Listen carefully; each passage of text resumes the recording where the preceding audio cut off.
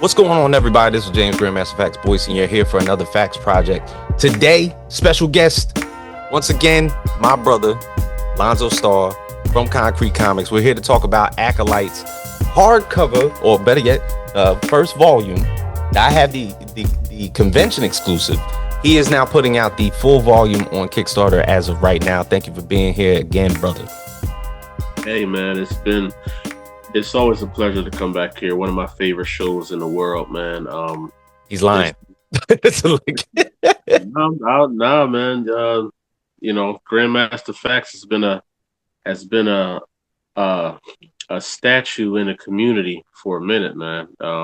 You've been vouching for a lot of us little guys for years, and it's just amazing to be here at this moment. You know what I'm saying? Hey, man, look, it's been 6 years for you because, 2019 to 2025, I think I'm correct. Yeah. 6 years of Konkret, man. 6 years of Konkret, bro. Ups and downs and roster. Yeah, the roster's gotten bigger. Stories gotten bigger.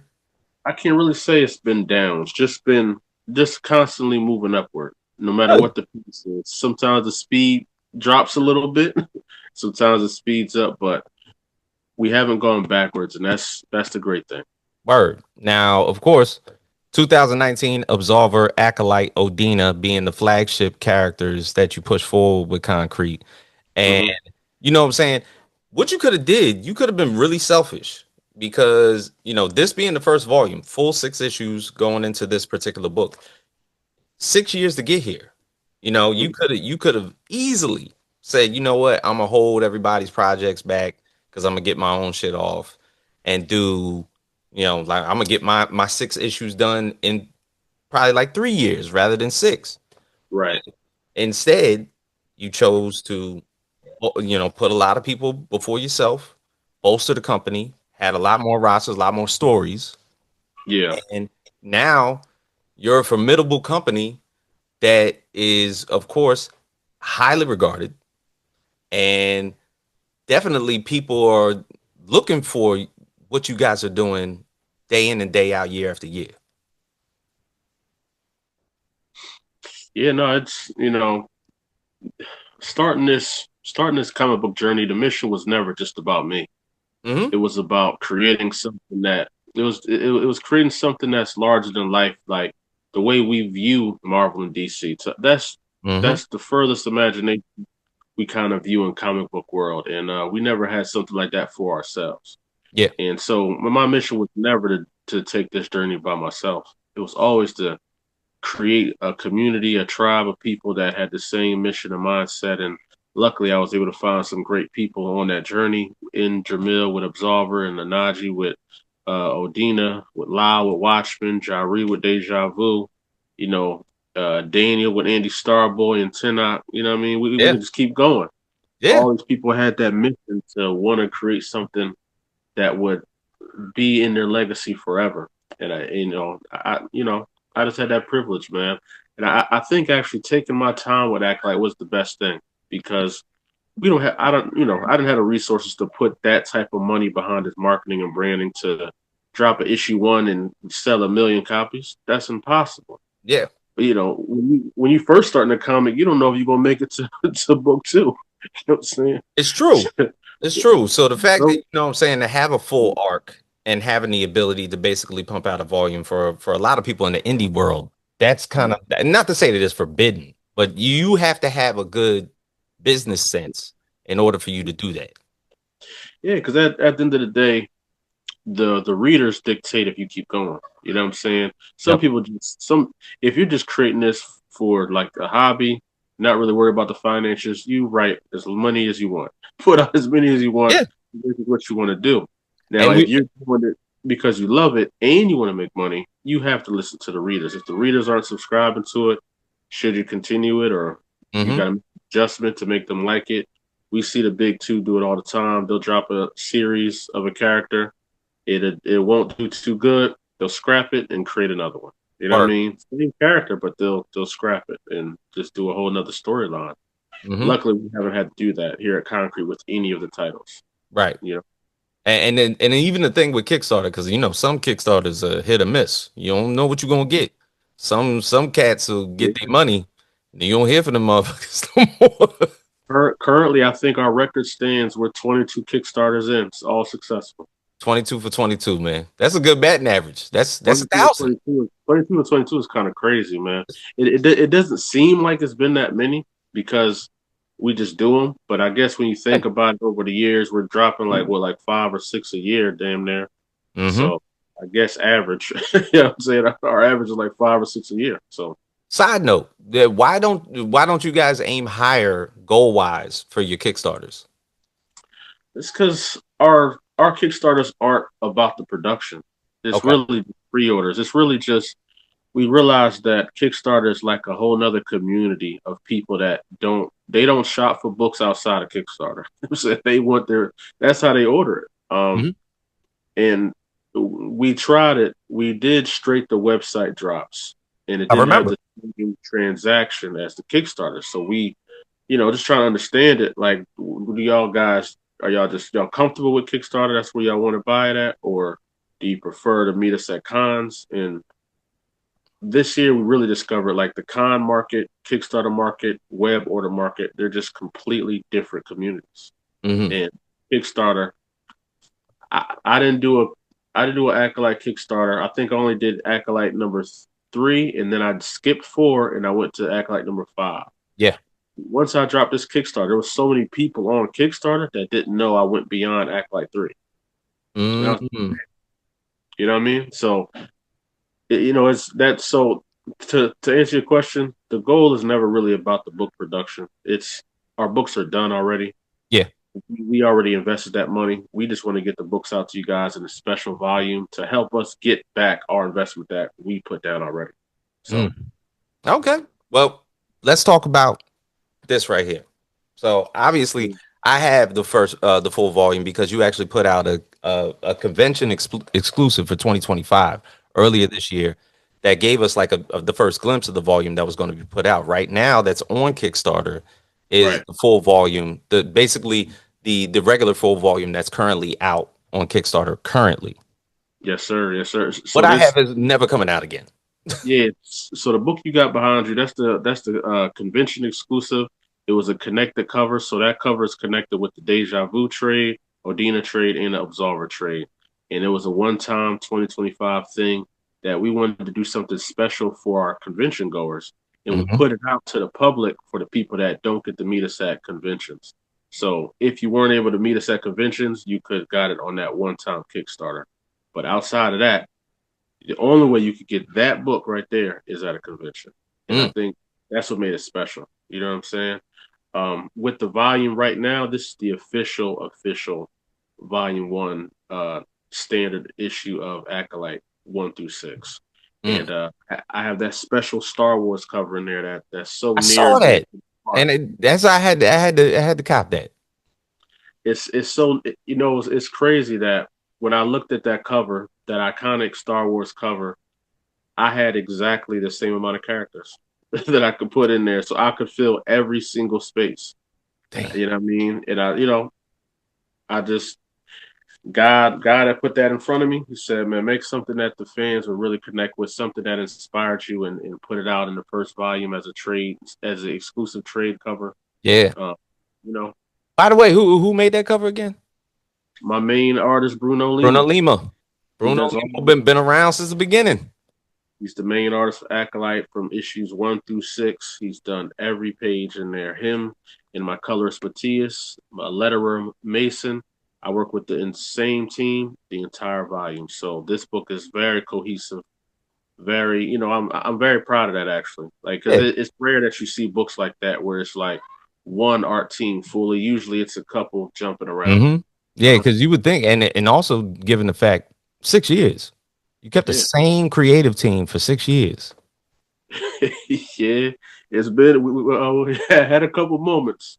Had a couple moments where it got a little rocky, but for the most part, yeah, it was amazing keeping that team, rocking out. And we got plans for the full next volume as well, which is issues 7 through 10.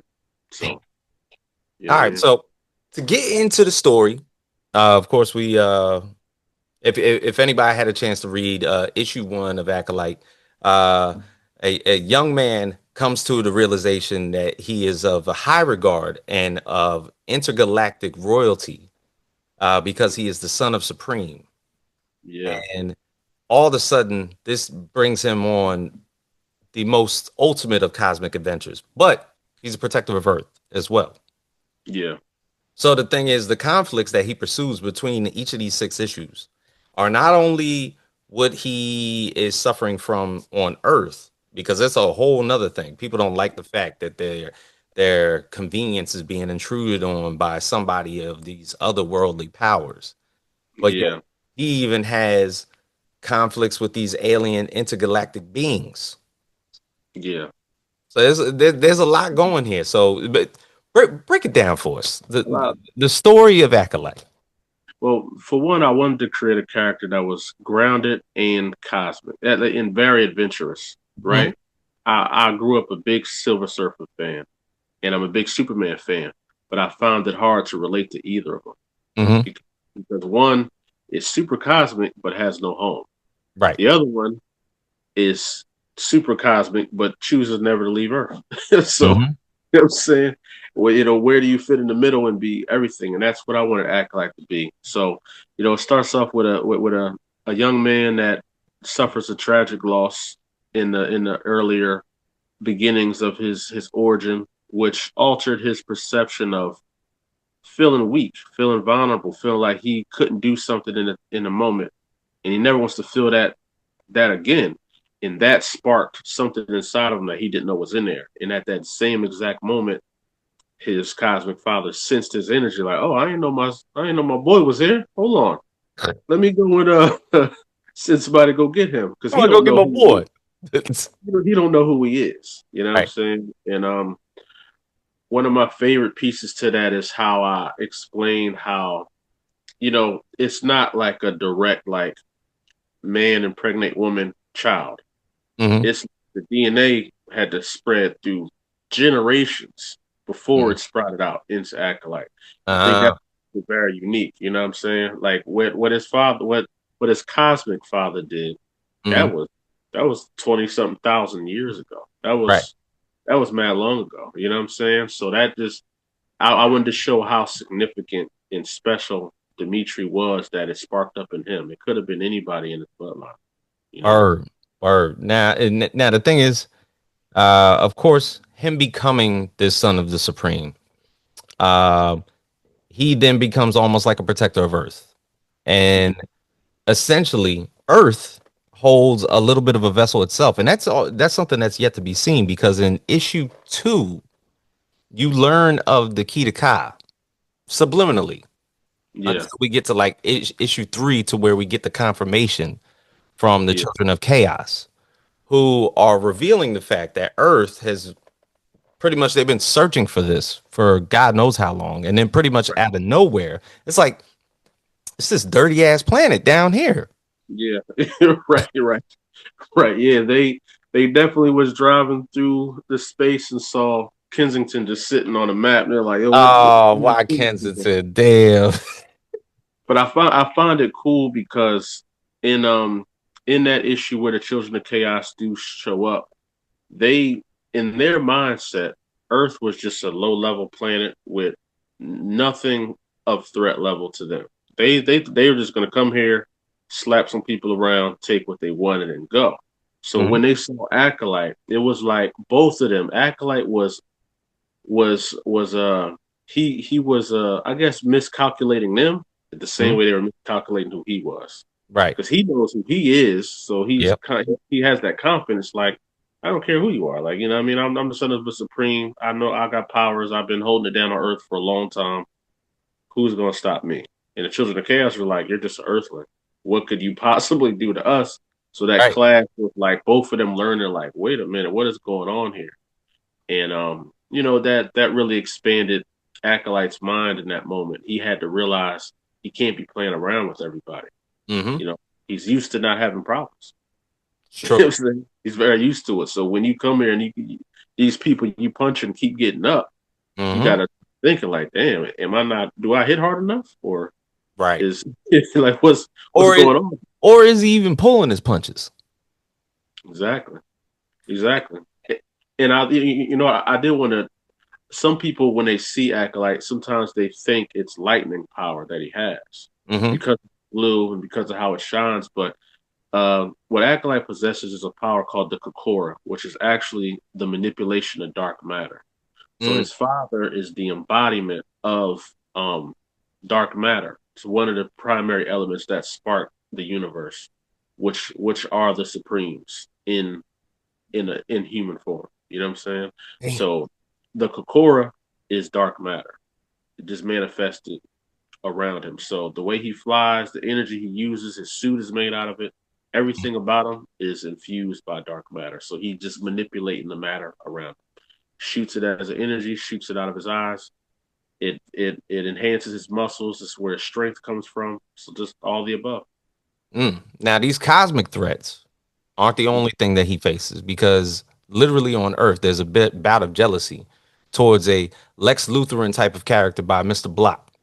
The block, man. And it's funny, he's inspired by my brother. My brother's name is D Block. Well, that's what they call him around the way. Mm-hmm. He just wanted to be my nemesis, and he looks just like that big bald dude with a beard. You Mm-hmm. know, loves to be intimidating. But I wanted to when I created Mr. Block, I wanted to create somebody that like I love Kingpin. Kingpin's one of my favorite. Just his mindset, just Mm-hmm. the way he carries himself. Because even in the world of Spider-Man, when you got like Harry Osborn and all them other geniuses, Yeah. Kingpin don't care about none of that. Yeah.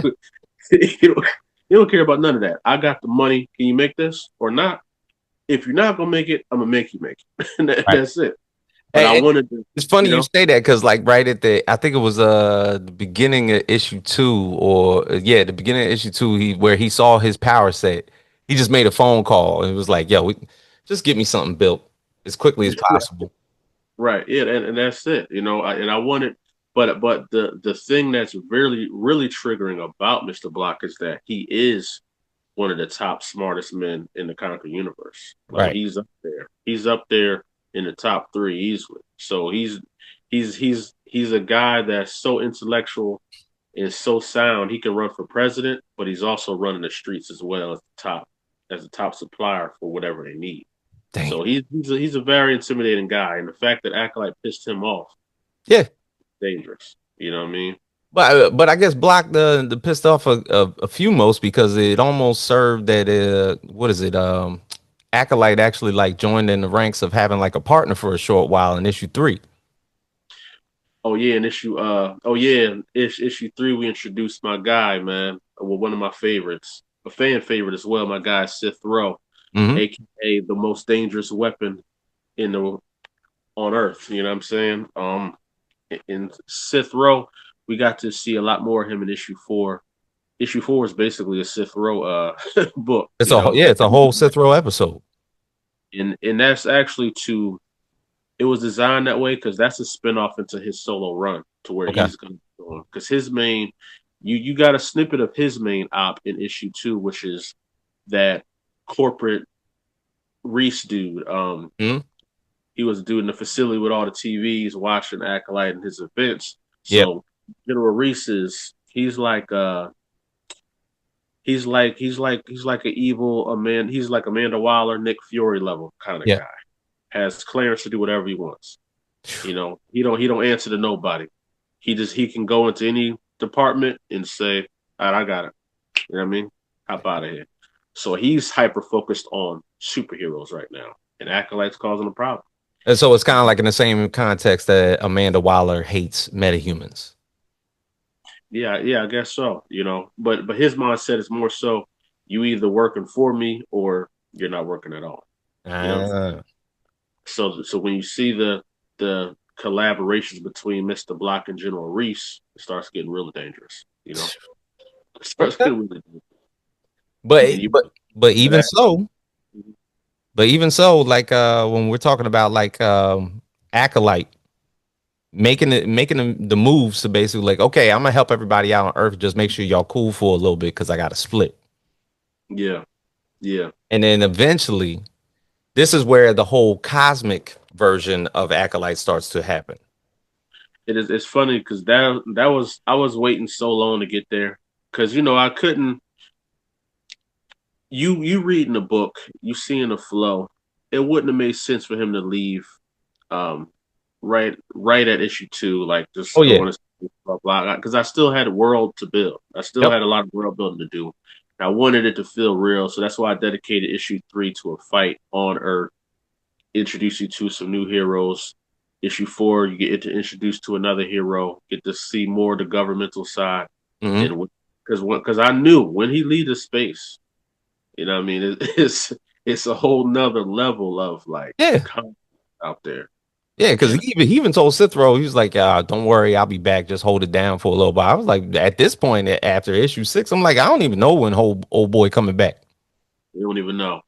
And I love that cliffhanger too. But I issue 5 was really dope to me because I think in a way it was genius storytelling because I introduced you guys to it was more world building, but I introduced you to two alien races that had nothing to do with the actual story. But I put you on a journey of he's Mhm. going to where he's trying to go to, but this is just a pit stop.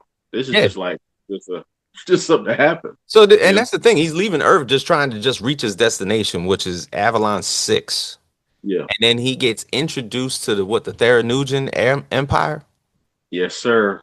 And it Um, is funny because when we first get introduced to him, I realized that the lettering changed every time that the Theranujan Queen spoke. So I was like, I'm already thinking to myself, I'm like, this don't seem right.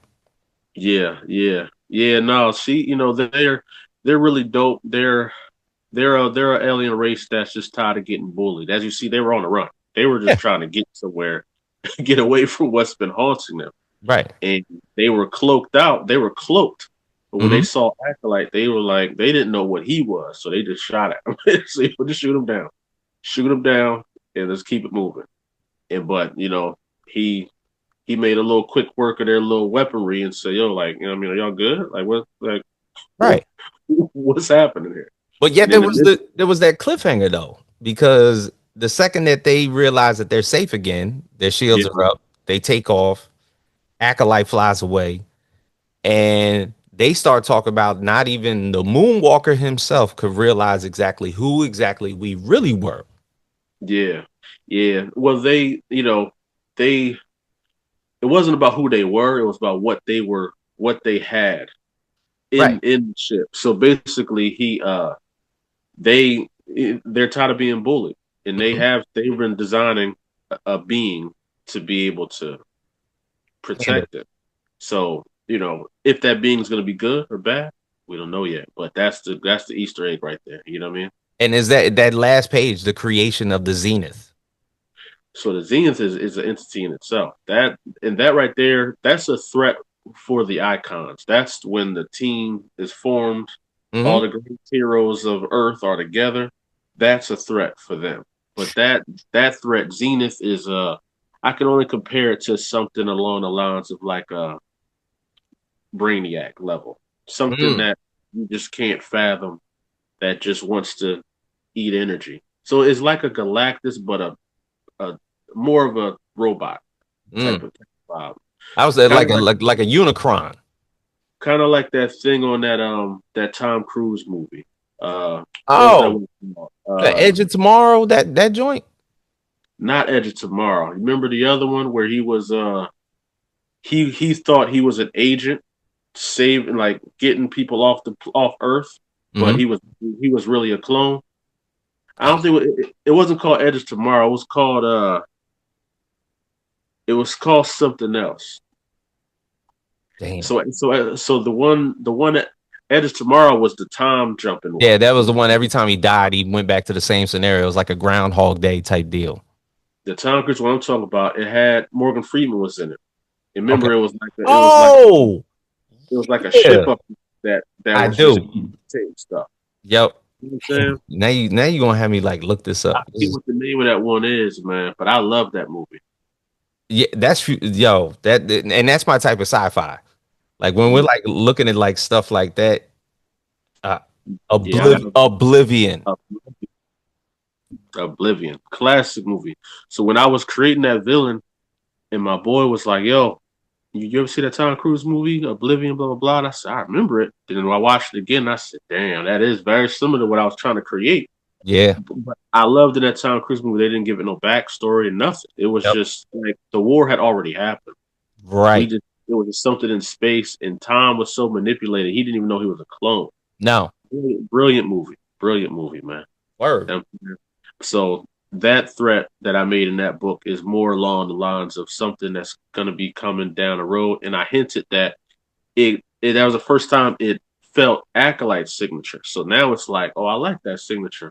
We got to find the origins of that, you know. Right.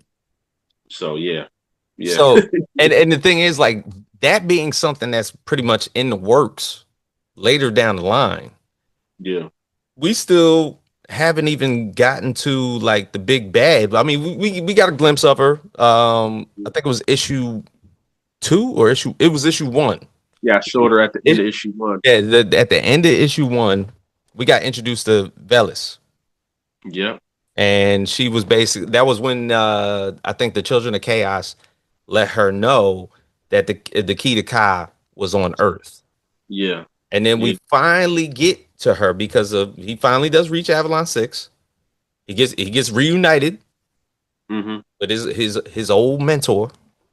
Yep, yep. In the club, man. You You know know what what I'm I'm saying? saying? He's in the club. I mean, Avalon 6 seems like a place where all your pleasures can come true.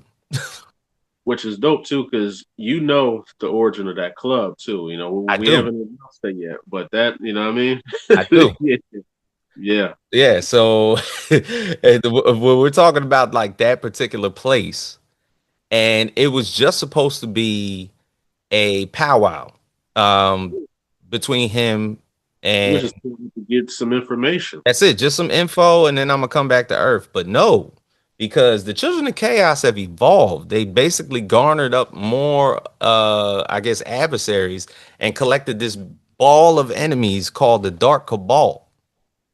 Yeah. So the Dark Cabal is basically that is Valessa's like that's like her top elites. She only send them when it's like, oh yeah, I need that.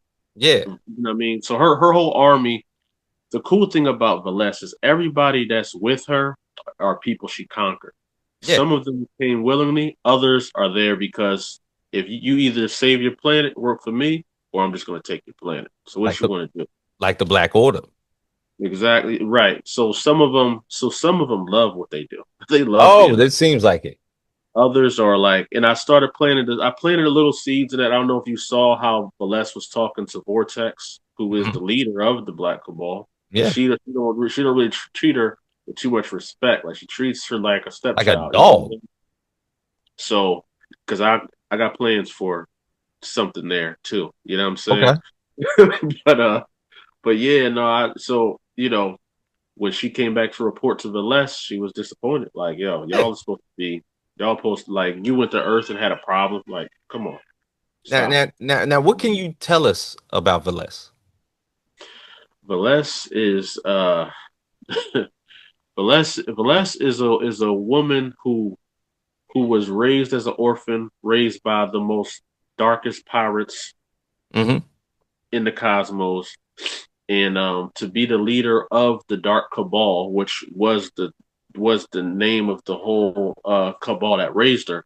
You Yeah, got to take out the king, and because of her abilities and her powers and stuff that she can do, she dethroned the king and became the leader of the Dark Cabal. And as you see, the only people left in the Dark Cabal is that team. yeah, They were a whole nation as well. She eradicated all of them, and now she rules with the Iron Thumb as the Children of Chaos. yeah. Because Or you see at the end of issue 6, there isn't really like a one-on-one between Acolyte and her. It's yeah, more so like him taking on the Dark Cabal, but then all of a sudden, towards the end of the book, you know, they have like a little square off, and it's just like Velez is like, "Look, you need to chill," and just grips him up, and he can't move. yeah. So that's Her what I was power going to say. Like the dark matter that Acolyte holds, does she have somewhat of like a electromagnetic ability towards it? So her power set is she has empathic abilities, right? So she can affect you with speech, touching you. She can affect you like that, which is why in issue 6 you saw she was touching him and she couldn't get through him because of the Kokora force. So Yeah. that protected him from her mind manipulation. Um, and that's she had to use some other things to it, but she has telekinetic abilities as well, and she's naturally stronger than a human. She would be like if I compare her, she would be like on the Loki or Hela physical level. Like they're Hmm. not carrying lug tugboats, but they're strong. You know what I Yeah. mean? And she can fight. She's a really good fighter. But the real power that comes from her is that she can utilize other people's powers around her. If Mm. she can just siphon it and use it in that moment. So she can enhance your power. She can be like, yo, I need you, whatever your peak is, I Right. need you to do that to fight this person. Or if you can't do it, I'll do it. You know? So when She we she she once the one fact about her is that she once took over a planet with just her voice by amplifying one of the people that has sonic abilities. So okay, she just spoke to the planet and just took it over. because I'm about to say I know Vortex is like power set is like solar wind. I was wondering if that was something that like she pulled from in order to do that. No, she was just using her telekinetic abilities at that moment to pause Acolyte. Like you know, he moves through space, but if you take away the space, what can you do? You know what I'm saying? Mhm. So yeah, he don't know what he's gotten into with her. It's gonna take I, I wanted to create a villain that was you couldn't just beat her physically. You gotta do something else. You gotta figure something out. Or You know what I'm saying? so is it safe to say that like when we get into this next arc in issue 7, do we finally get that square off between them two? I'll say this: when I created Valesse, she's a part of three. Valesse is the mind. The next person is the body, Hmm. and the dude that runs both of them, he's the soul, and he's the one. He's that other level. So Valesse is the perfect test. A square off between Acolyte and Valesse is it would be a rare square off because they're so different. She counters almost everything he can do. Yeah. With her just her raw abilities, she don't really fear physical threats because she basically can damn near do anything in that moment if the right people are around her. So she's standing next to the Dark Cabal. She has all of their abilities. Mm. So she's a tough one to beat. You got to really outsmart her or find somebody that can counter her. And there is somebody that you will see on the journey that is a part of the icons that can counter her. Damn. And that will be more so of the square off. And also the Easter egg that I hinted towards in issue 1 when you first seen her, she was sitting on somebody's throne. That wasn't her throne. Okay, that wasn't hers. No, and that wasn't her planet. That was somebody else's planet. And that dude's been asleep for a long time. So when he wakes up, he's another person she's gonna have some problems with as well. You know what I'm saying? So it's a lot of Easter eggs in there, man. Yeah, And because I can imagine going into the next arc, especially with her and a lot of the Easter eggs that you basically just told us. There's still even the probabilities of what's going to happen when Acolyte gets back to Earth. What has Mr. Block basically took over, or has he basically went Tony Stark and put a whole shield around the planet so that he doesn't come back? yeah, it's a lot. It's a lot going on. And that's the thing, right? You dealing with human ego and people that are just so governments that are so worried about what if this person becomes more powerful than us? How will we stop them? Let's just kill him. And then meanwhile, you're trying to kill this person. He's trying to save you from a threat you can't even perceive. Mm-hmm. So it's like, those parallels. And then all in all, if you're Acolyte, how do you remain good and positive? How do you mentally handle that? You know what I'm saying? Yep. And that's kind of what I wanted to play at because that to me that's a very interesting. It's like the job of like a cop or like a military guy, right? Like you just gotta do your job regardless how people are treating you and what you feel is what you know is right, but then you have orders. Yeah. How do you decide between this is my orders, but this is what's right? You know, Yeah.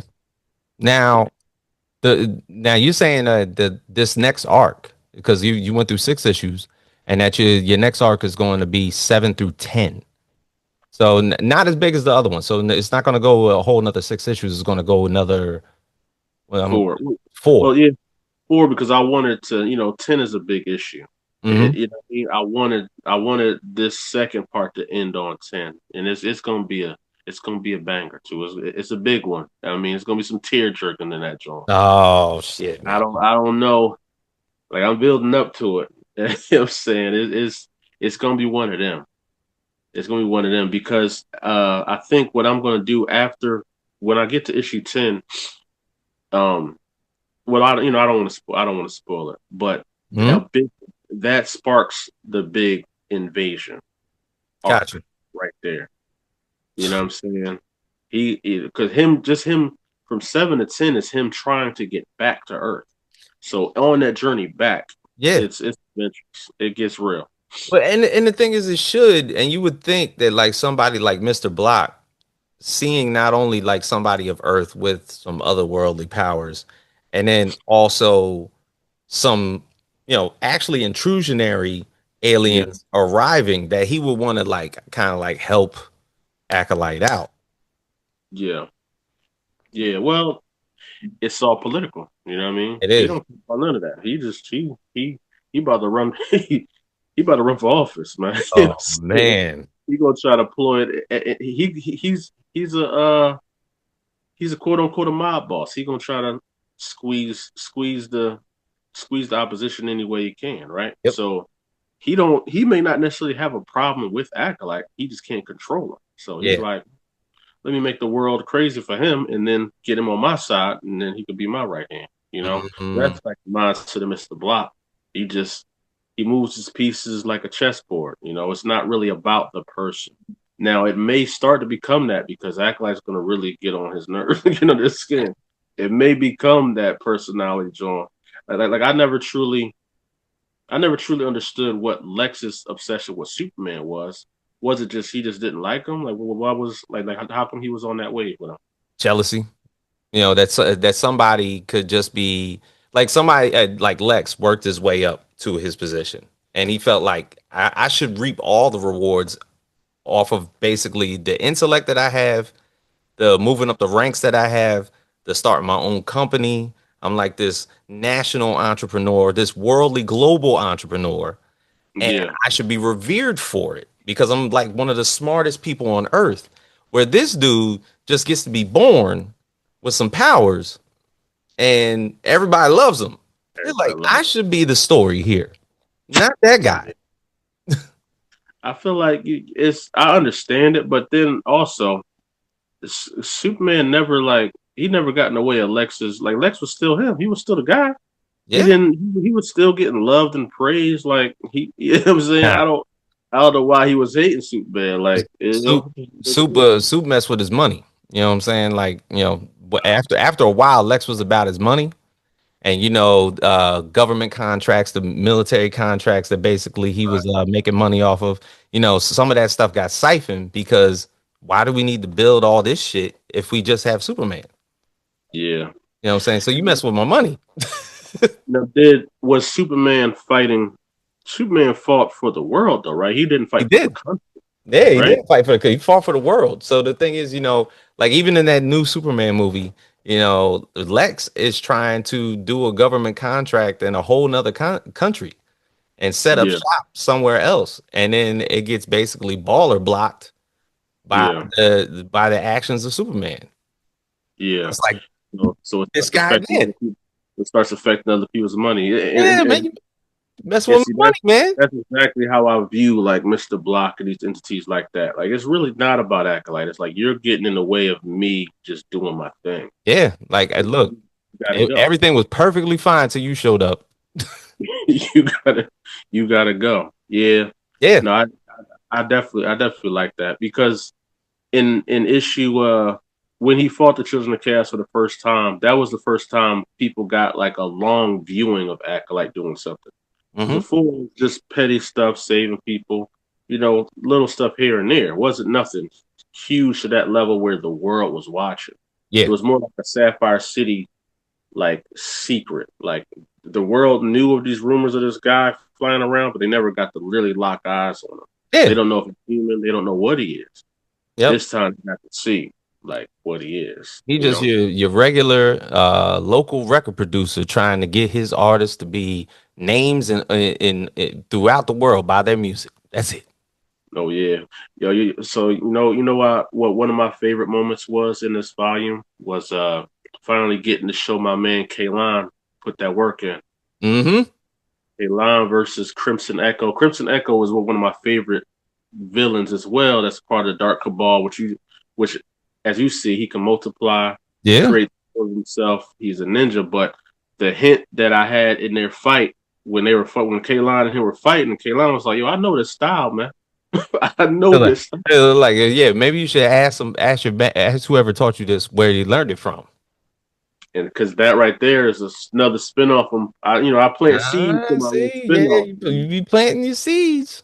But I love being able to show that because I didn't know when I was going to get to show the master at work. You see him training, you see him teaching Acolyte, but people like he's just a human. At the end of the day, he's Birth. just a human like us. But why is he? Why is he one of the only few entities in the universe that Acolyte's pop respects? You know what Yep. I'm saying? He don't respect a lot of low level humans, but he sent Kalon for a reason. Mm.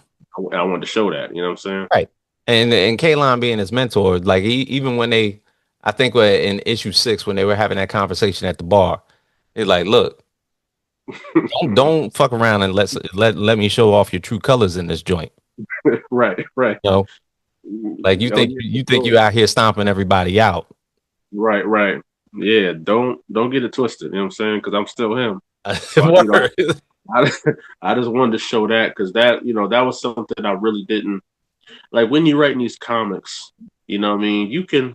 I could easily tell a whole story with just Acolyte's perspective. Mhm. Easily, Yeah. there's nothing, right? But what is that gonna do for the world building, right? And like Mhm. people that read the comics will have various different favorite characters because you introduce them. And anime does that very well. Oh yeah. It'll be One Punch Man show, but the fandom will be for every single character known to man in the Hmm. show. You know what I'm saying? And I wanted to have that feel, and I wanted to introduce a lot of characters that people could fall in love with. And Kalon and Sith Row have been amongst people's favorite. Like those are the ones that get asked the most when they drop in a solo book. Right. Yeah, because often I think it was I think when I started doing this podcast, that was always one question I had for a lot of people is like, what side character or what supporting character is going to end up being a fan favorite or somebody that could probably carry their own series because of the way that they're crafted or the way that they're written throughout the book. Yeah, And yeah. that happens to be him. And that's the thing. Like you don't as a writer, you don't know. You never Yeah. know, right? What No, you people never know. people are gonna react to. I think Jamil often tells a story about Mortal Kombat. They wanted like Johnny Cage to be the guy, right? Mhm. They wanted him to be the guy and Liu Kang and Sonya Blade, right? Yep. But they dropped the ninjas and everybody loved Sub Zero and Oh Scorpion. yeah. It was a wrap. Once they dropped the ninjas, like we people wanted them, Yeah. and you can't plan for that. So And then they I had to write that backstory. Like they're eternal exactly foes. And like exactly all we heard in the video game was that they're eternal foes. It was like, okay, well, they what started that? they foes and it's up. Soon as they see each other, no words Oh gonna yeah, be And when every time I see you, for thousands of for thousands of thousands of years. years. It's just up. Whenever I see you, the next tour, I don't care if we on the same side. It's up.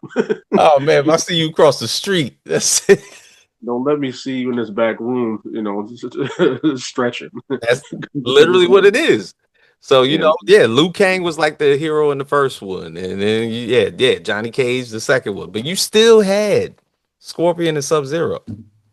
I think as a writer, you kind of know what characters are gonna be, were gonna stick out because even with Kaline, there was a little mystery to his lore, Yeah. right? Even with Sith Row, you was like, who is this guy?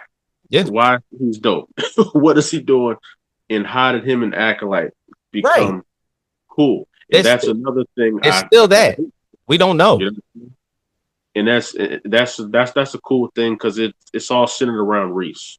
You know, Mm, General Reese is Sith Row's main op. okay. And if you think about General Reese, what's his main obsession? Superheroes. So what would he do? Design stuff to take out superheroes. So what did he create? One of the greatest weapons of all time, Sith Row. And what is Sith Row's original mission was? Tried to Take take out an acolyte. Yep. an Acolyte. I think, I'm going to show it, but Acolyte knocked some sense into that boy. You know what I'm saying? So, Tried physically and figuratively.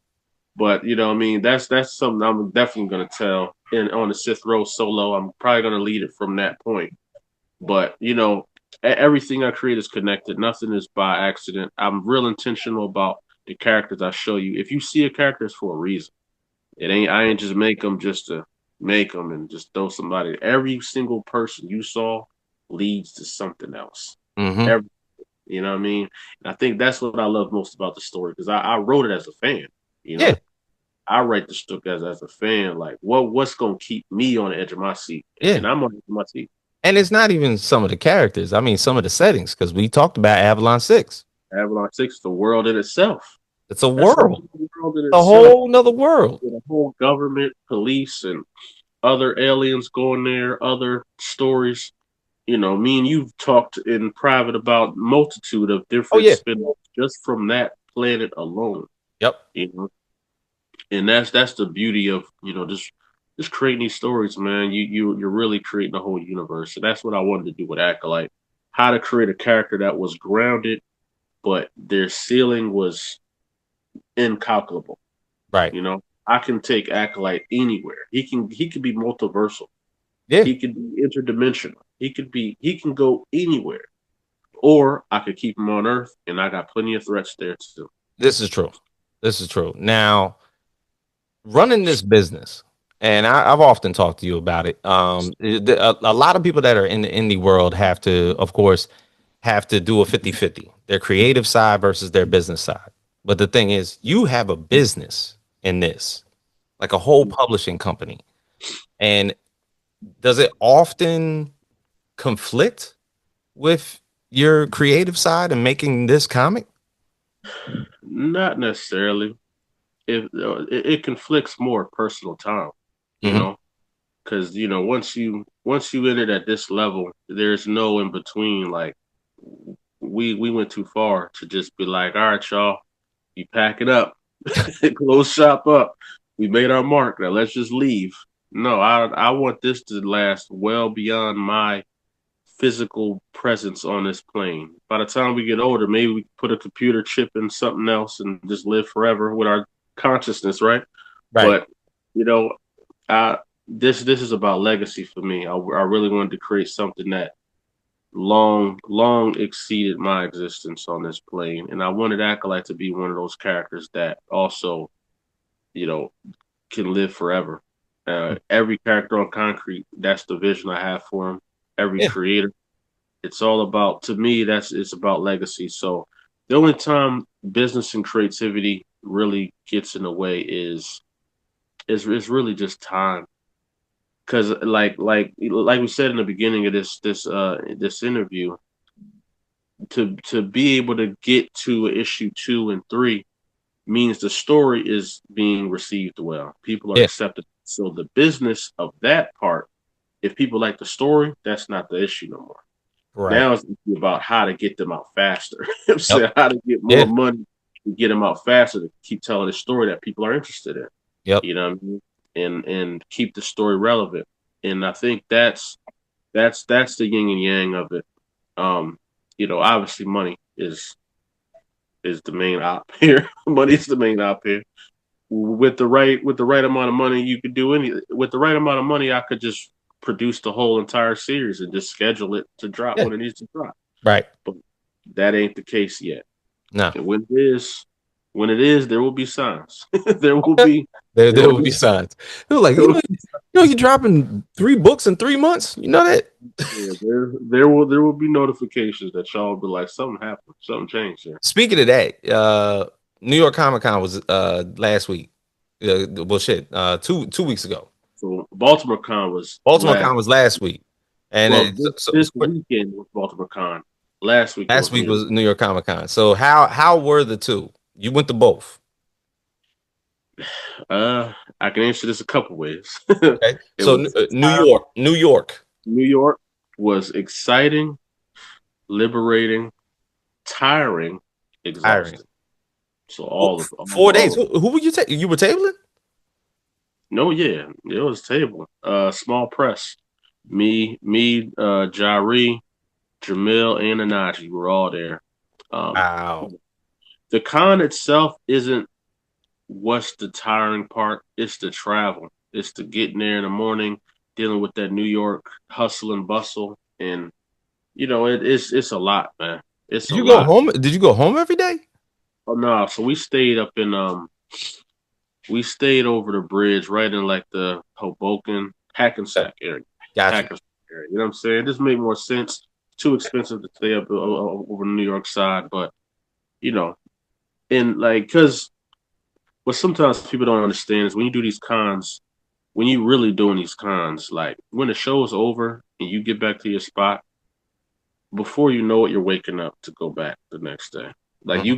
you get back just in time to eat and maybe just recap what happened that day.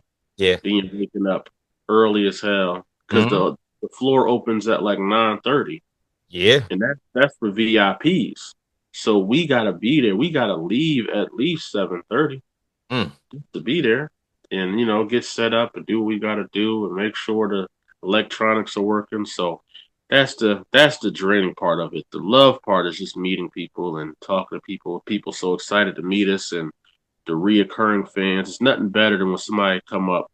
Like it's like it's dope and it's dope and it's sometimes trash when somebody when you like presenting your book and be like, you know what, I already got that one. So what's up with that one? You'll say like, dang, Right. it's not a bad thing they already Nah, got it. it's not a But bad thing. in that moment, I'm trying to sell it. But that's a dope thing. Like people coming back to our table and be like, yo, I follow y'all. I follow your IG, or like, oh, y'all were here at such and such, blah blah No. blah. Or people saying, I've been looking for y'all table this whole time. You know what I mean? Those are really dope, encouraging words that make you just feel accomplished as a creator and a writer that people are excited to just support and purchase your products, man. You Word. know what I mean? That That's are looking for you, trying to find you. People are trying to find you is a different level of oh like yeah. some stumbling upon you. Somebody like, hey man, what the hell is this? It looks pretty dope. Rather than somebody being like, oh, this is where they were. You know what I mean? It's a whole other feeling. Right. You Baltimore, know, Same deal. Baltimore is always a lot of love. It's very similar to like the Philadelphia market. The people are very similar. Like Philly is probably the easiest market outside of DreamCon is the easiest market by far. Um, DreamCon is like I, you f- barely got I feel like the DreamCon fan base grew up on it. y'all. DreamCon is like you don't even really got to speak. People just come to the table. How much is that? Let me get that, Right. and they gone. And they gone. As Yeah, soon I'm thinking that they grew up on y'all because if we're talking about 2019, 2020, and everything like that, like 6 years, them cats might have been like 18 getting your books. That's a fact because that was the great renaissance of black content. Oh God.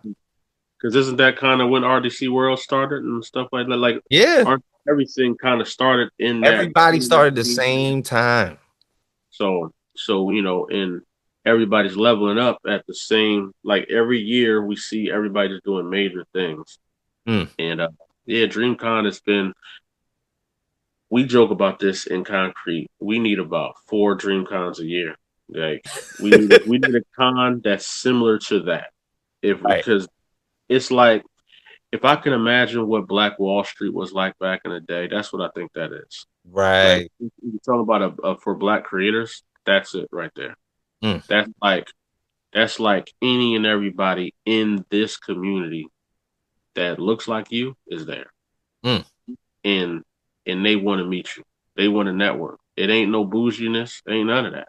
right. Everybody's just like just happy to. It's just such an energetic environment of people that are just excited to exist in the same space, and that's like rare. You know what I'm saying? Yeah, that's what's happening. You don't really see that like that. And that I'm telling you, man, it's crazy. It's crazy. I can imagine. I mean, well, that's the beginning of the summer, right? It's like June, They always do July, July. Okay. July, and Because we it's talk about like East Coast, our con season is now. It's September, October, November. yeah, To our where summer like stuff starts. down Well, down south on the East Coast, West Coast, they do they shit in the summer. yeah, we haven't really ever been able to get over to the West Coast yet. It's logistically, it's just a lot. Like I tell you all the time, you don't have a West Coast guy. You got Midwest solidified. You got the East Coast solidified. I You got coast, Atlanta. yeah, You don't have a West Coast guy. yeah, yeah. We're definitely East Coast dominant for sure. Oh yeah. We got to get this one. But the problem with the West Coast is that the cities are so far apart. Like it'd be like Oh you'll be yeah. in LA, and then if you want to go to like the next big city that has a big event, it's Five, like 6 hours. 6 hours. Then you want to go to Vegas, right? They got a big event, 8 hours. Then you want to go to you want to go to Seattle. Well, you know what I mean? It's just like they're spread out so far that you can't like here. We really don't have to leave the East Coast. If we started from Rhode Island and just went all the way down, we hit major cities Yeah, you every straight. every 3 hours. Because You what know is what I it? Heroes Con is like in North Carolina. You got mean? Baltimore Comic Con in Maryland. You got the Philly market. I mean, shoot, they do like multiple ones every year. You do Wizard World and Black Label, and then you got New York Comic Con. New York Boston, Comic Boston Con, even got theirs. Like Brooklyn Comic Con. You got Terrific Con in Connecticut. You got Awesome Con in DC. mm, There's there's one in Virginia too. So yeah, like we that's the privilege of being on the East Coast. We got major cities, and we did Cleveland this year, so Cleveland was dope. Cle- You know what I mean? Like, so if we start spreading to the Cleveland, and there's one in Steel City in Pittsburgh. We haven't done Detroit yet, so there's so many other major cities we can hit. yeah. Because So well, shoot, let you got a Midwest connect. You got two. You got Lala. exactly, You got Jabri. yeah, Jari is dope. And then we hit Texas with DreamCon every year. In Texas, DreamCon is the only con I know that can go to that. They just announce a city and everybody goes. Don't Mm-hmm. matter where they from. People, when I was going to DreamCon this year and I caught the plane in Newark, my whole plane, Naruto dashikis, One Piece hats, everything. So I was, Everybody was going to the same destination. bro, it was crazy because it was like the only reason people from Jersey are going there is to a DreamCon. And because the year before it was in Austin, the same thing. And Okay. Austin and Houston are what, like 4 hours away from each Well, other. yeah, they are 4 hours. So the fact that people just travel there, bro, from around the world, like people I knew from LA, people I knew from Atlanta, people I knew from New York were there. People Mm. from Philly, everybody was there, man. So DreamCon is if I don't think anything compares to that. Like not even New York, nothing compares to it. Damn. New York is obviously like we talking New York and San Diego. That's obviously the pinnacle of like just Yeah, general pop nerd. that's the national market. You're hitting everybody in one spot. But if we're talking about for us, Mm-hmm. that is our San Diego. Because you talking Meg The Stallion's headlining. You Mm-hmm. talking Kai Sinet and them are literally just walking around. Yeah. Like, one of them, couple of them, I forget what the Asian dude's name. It was his name, Ray. Oh, Ray. He Yeah. was at the table. DDG had a little fight behind our table. Like, they're Oh. just there. Everybody's just around. And they're so accessible. People are just willing to talk, Yeah. you know. And so it's just a dope environment, man. You know what I'm saying? BlurCon could be that potentially if they do a length. Yeah, we can switch. You know what I'm saying? BlurCon can be that. I think. What's up, boy? What you looking at? We can switch. I Bird. just got kicked out. You know what I'm saying? I just got Yeah. kicked out. All good. All But good. yeah, no, Hey, no, I think that's definitely what we need to see, man. If we can find a way to get more dream cons created for our community, um, hey, that'll be work. fire. We did get invited to some overseas one. We get invited to there's a con they do in Nigeria. They invite us there a lot. Mm. We got one in South Africa. Definitely, they got one, and there was a couple in London. And my boy just ran up on me about one they're trying to do in Hong Kong. So it might be international soon. Never know. Never know. Bro, it's always good kicking it with you, man. Word. Yeah, man. Yeah, for Yeah. sure, bro. Yeah, man. So for one, I thank you for doing this with me. No, I thank you for having me, man. I know how busy your schedule is. Eh, I know the acts you have on here. I know the type of information you spread for the community, and I'm just happy to be a part of this ever growing, glorious all the show. same. Look, man, I've been a fan of the company since year one, day one, and I'm a fan now. I'm glad to see that you've had the ability to basically push your story as well as other stories into multiple issues, now volumes. So I don't have much to say about y'all. Y'all are a thriving company now. No, man, I truly appreciate that, bro. Since day one, you've always showed love, and now we in a full volume talk now, and it's only going to get bigger than this, man. You All know, right, my man. Good to have you. For everybody here at the Facts Project, Kickstarter for Volume One Acolyte is up on Kickstarter right now. If you haven't had a chance to go that is issues 1 through 6, written by sir. yours truly, Lonzo Starr, Bruno Yes. Lima. Same creative team for 6 years, as we talked about earlier. And Mm-hmm. just get your hands on that. There's always a possibility. You can also go concretecomics.com. ConcreteComics.com. You can order any of our books that are available right now. So we got a whole library for you guys to dive into. A whole lot of genres. If you like your supernatural stuff, you like your cosmic, you like your street level vigilantes, you Yep. like your strong female lead titles. We got it all for you, man. Zoriel issues 2 and 3 is on the way too. So be on the lookout for that. I got another hero that I haven't dropped yet, but I am gonna let you know about it. Her name is Pegasus. Fire. I can't wait to drop her. And shout out to brand new Imani by Deja Vu. Anaji just dropped issue 2 of Kendaki as well. So Yep. yeah, man, we got some titles out here dropping for you guys, man. And the brand new Solar. I don't think I introduced you to Solar yet, but Not that's yet. a that's a title that you're gonna like a lot, man. All So right. it's Solar on the team too. I'm looking forward to it all. I obviously, I think I did contribute to the Kandaki Kickstarter that was a little bit ways ago, and the Amani one as well that came out. So I'll be looking forward to those books pretty soon. But for everybody here at the Facts Project, Lonzo Starr, everybody, Acolyte issue volume 1, of course, it Kickstarter right now, concretecomics.com. That's KONKRET comics.com. Yes, sir. And Yes, go sir. go out there and get everything that they got, man. So for myself, James Grandmaster Facts Boys, Lonzo Starr for Concrete Comics, we are out.